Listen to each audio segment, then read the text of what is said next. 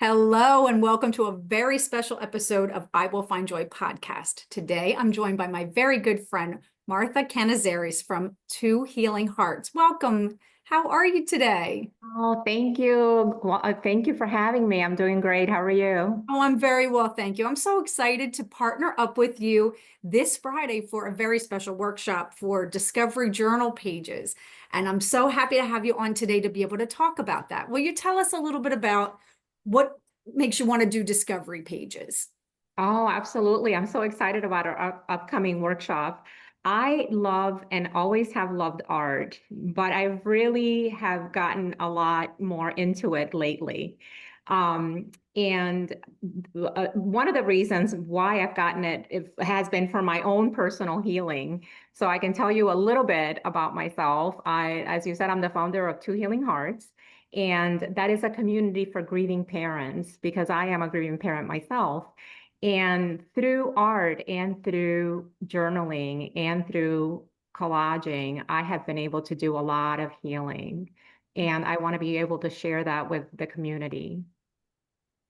That sounds wonderful that you would want to share that. I'm glad that you have had so much. Your story has been, has really touched me. And I'm so happy that we have a chance to get to know one another on different levels. We met through our life coaching group that we get together with, and we understand the importance of different nuances to work within our healing and how, as we're journaling or we're talking about stuff, however it is, there's so many different ways to be able to heal. And so journaling became very important to me. And you and I were talking and you told me about this, and I was really excited about it because I love to journal. I look for patterns. I like to write about stuff, but I get stuck. And once in a while, I do just put it down because it's sometimes I'm talking about the same things, and it gets boring and repetitive and I get into a rut. And when you started talking about journaling, it opened up something that I know in my coaching, in my therapy sessions with my trauma therapist, talk about the importance of art in the healing process. What are some of the things that you have noticed as you've brought art in on top of any other kind of healing that you've been doing? Oh my goodness, Christine, it's really a space for for quiet contemplation for me. Mhm. And that has been so important in the healing process. Mhm. And I hear what you're saying about sometimes we pick it up and sometimes we drop it off and we don't do it consistently, but that's perfectly okay Mhm. because it's okay if you do it for a couple of days and then stop and then come back to it a week later. It's perfectly fine. It's not the art, it's not the act, what we're creating, it's not the product, it's the action of creation that helps us with our healing. Mhm. Yeah. Yeah. So what types of mediums do you like to work with your discovery journals? Well, I love patterns too, as you were saying. I love patterns, so I take a lot of pictures of patterns. So I love patterns. And one of the things that I have done with the journal that I just finished one that I've had it for years. I've been working on it for years. That particular one has a lot of paintings in it that I've done. And those are just with acrylics or with coloring pencils and markers and that type of thing. But the journals that I create, I all kinds of medium can be put in them. Fabrics and paintings and postcards, and I even collect coasters from restaurants that I go to that I love from some special Mhm. occasions and napkins and all sorts of things. And just having them in one place. It's a Yes. collection. It's a collection of our lives. And it's something that it's perfectly fine to leave for a little bit and come back to it later. It's the working on it throughout is what's really beautiful. I am famous for collecting little things here and there, and I have boxes, I have baskets, I have different things that I've collected, all of these things, and that are very special to me. And I went the scrapbooking route. That was always my thought because I'm from that generation where we did scrapbooking, and I never got around to putting the photos in and putting all that stuff in. why do I feel like a journal would be something that would be easier to work with? I think it's kind of the same, but I don't know if it's a renewed excitement about it because it's different.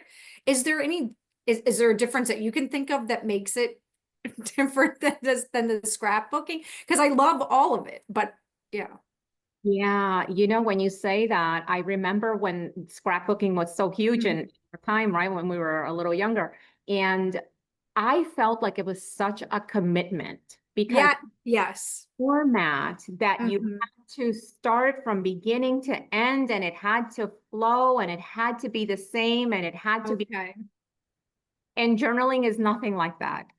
This type of journaling is just collecting what speaks to you, Hmm. collecting what speaks to your heart, things that you love, things that you want to take a look at later on, things that, you know, you feel like doodling for a while and you put in Hmm. a journal. And then you have this whole collection of things, but it's not so structured like the scrapbooking I was. think that's exactly it, is that there was this idea that everything had to be in a certain way. It has to be chronological, of course, and then it has to make sense. And did you already use that shape? That's exactly what it is. That's what's different, is that it can be, it can flow. It doesn't have to be planned out as much. You can work with 2 pages that are showing, and then the next page could be totally different. So that is very freeing to think about. I like that. And as we've been planning this, I started to look at different options and different things, because you really helped me to think about more than just objects or pieces of paper to glue down, but also to be expressive with painting or drawing or markers or things like that. And I think that's such a neat idea, especially thinking about if I'm journaling and I get stuck, the next page doesn't have to be the next day. The next page doesn't have to be that. I could be free to journal a pattern or journal something else. And I think for me, art and creativity, it unlocks something different in my brain and helps me to pull out of the moment. And maybe then I'm able to organize my own thoughts in my mind while I'm not thinking about it. Do you Yeah. find that that's helpful for you as well? Absolutely, absolutely. And we go, our lives are so full of events and our lives are so full of transitions and changes. And our brains are just trying to sort of keep up, right? And Mhm. I just find that art and journaling and putting things down like that really just help us process.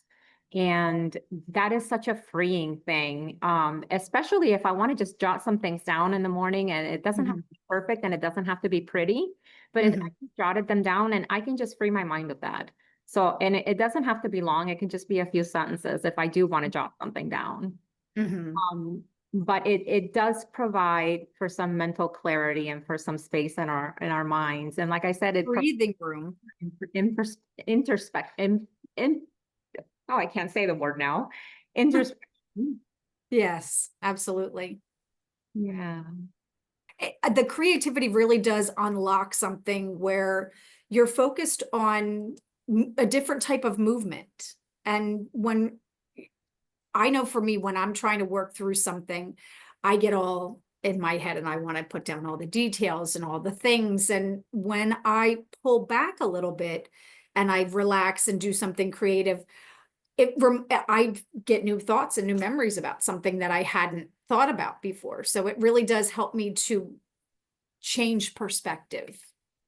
It's a great emotional release. It really is. And it does change our perspective. It just really gives us that little break that we need to kind of re-energize and come back to whatever it is that we're working on. Mhm. I just love to be able to do something like that, even if it's just for a few minutes, and then just come back Mhm. to whatever it is that I'm working at. Yeah. I think that's another thing, when you were talking about commitment and you feel like you have to keep going with it, but this is a little bit of a smaller scale to be able to just commit to a page or 2 pages and just be able to pick it up and put it down whenever you want to. Yeah. And you know what I love too? I just love the act of like collecting these little things, and it doesn't Mhm. take very long to like put a page together of things that you've just collected. So Mhm. there isn't all of this planning involved, right? Right. You go to this great art fair and I find all Mhm. these great postcards or even business cards of these artists that I love. And I want to keep them because they're so amazing and I want to be able to refer back to them. But where do I put them? It's a great Yes. place to put them. Absolutely. Yeah, and yeah, that the thought of it being imperfectly perfect as part of art, because that's it's a metaphor for our lives. We're always trying to do things just right and everything. And in art, that's where the beauty lies, is just in the expression and what can be something that somebody else sees as, oh, that line's not supposed to be there, or, whatever. We can be free to just paint over it, or, do whatever. I just love the idea of something flowing and colors and all the different ideas that you can put down. It's everything is open. It's wide open. It is wide open. That is so freeing. It's so freeing. And like we were talking about, just not having that commitment of having to do something Mhm. perfectly, just Mhm. goes up. It just allows us, it gives us so much freedom to express something that we might not otherwise give time to. Absolutely. And the low commitment thing, I think everybody can appreciate that it's not something that you have to do all the time. Martha, I have known you as my friend, so I know some things in the background. Would you like to talk about Two Healing Hearts? I would love for you to have an opportunity to share a little bit about that. What made you want to do that? Yes. So as mentioned briefly in the beginning, I lost my two youngest daughters almost a decade ago. Mhm. And as a grieving mom, have gone through quite the journey the last 10 years. And now that I am in a different space, I've wanted to create a place of community where others that have gone through a similar situation can come and they can relate. And art is a big part of that because the doing the collaging and doing the journaling, doing the art has been such a huge part of my healing process. That is also part of the Two Healing Hearts. Um, Mhm. so that's going to expand in the future. Is going to include things that are not launched yet. But definitely a place for community and a place for connection, a place Mhm. for understanding, and a place for sharing the grief journey um, Right. we've gone through.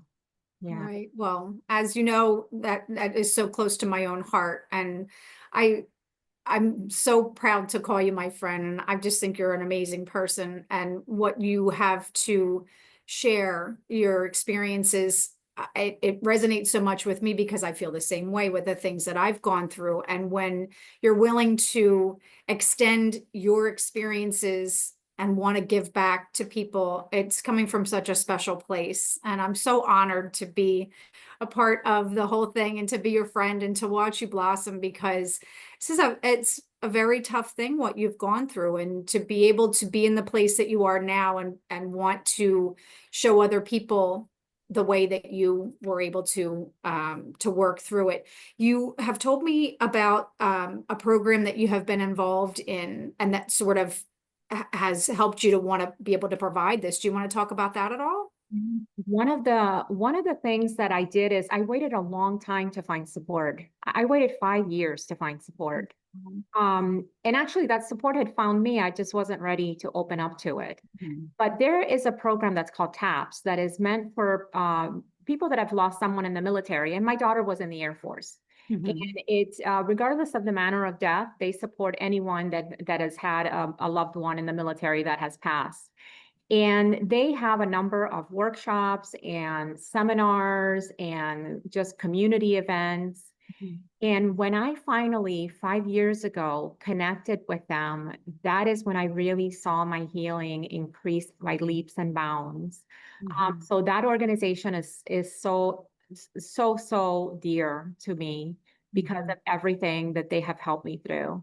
Of course, along the way, there have been just a tremendous number of things that come into our lives and help us. But the TAPS organization has just been amazing.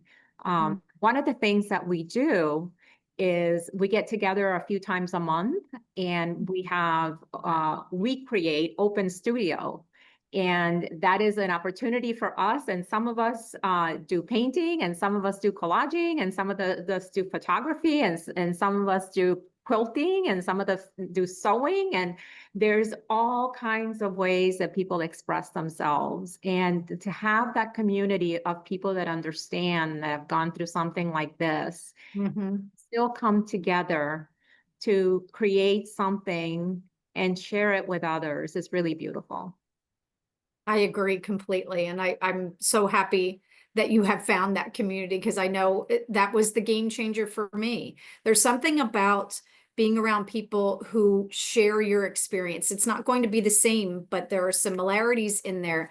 And there's something so profound about connecting with people that understand you on a deeper level, and to be able to just encourage each other, and just to be around there. So I find that it helped me to feel like I wasn't as alone once I started to find my community. And that's why I really wanted to reach out, because some of the things that I had gone through were very different than other people's experiences. And so when you find people that share such similarities, it's a wonderful thing to know that it's not just you, that struggles with this thing, or this thing that happened to you, but there are people out there that are in that situation, that have had things happen to them, and they want to heal. And everybody's journey looks differently, but what a beautiful thing when we can come alongside and hold each other's hand, and go through it, and to share the tips that work for us,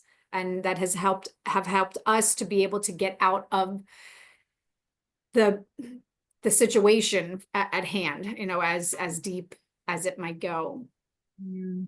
Yeah. One of the things that I love about your podcast is about finding joy again. And regardless of what we have gone through, there is that possibility, and there is that hope, and there is that shining light that we can have joy. We can find joy again. It's a matter of finding the things that work for us, right? Mhm. And Yes, community is huge. Like you were saying, community is huge. absolutely.